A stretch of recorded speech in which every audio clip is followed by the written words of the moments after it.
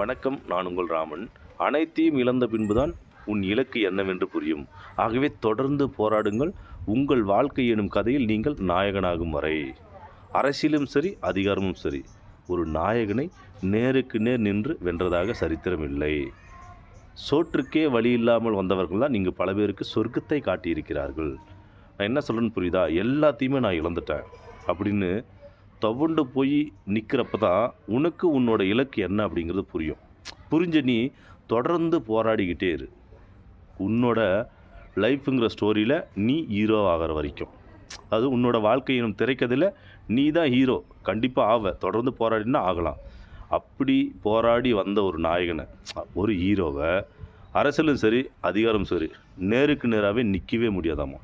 ஏன்னா அவ்வளோ பலசாலியாக அவன் உருவெடுப்பானாம்மா. ஏன் இதை சொல்கிறேன் அப்படின்னா, சோற்றுக்கே வழி இல்லாமல் வந்த சில பேர் தான் நீங்கள் பல பேருக்கு சொர்க்கத்தை காட்டியிருக்கிறார்கள்.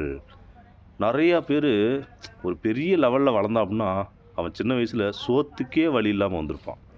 அவன் தான் அதை அந்த அவமானம், அந்த வெறியெல்லாம் வச்சு மிகப்பெரிய ஒரு சாம்ராஜ்யமாக உருவெடுப்பான். அதனால் நீங்களும் உருவெடுக்கலாம். எதையுமே இழந்துட்டேன் அப்படின்னு சொல்லி வருத்தப்படாமல் உங்களோட முயற்சியை தொடர்ந்து செஞ்சுக்கிட்டு இருங்க.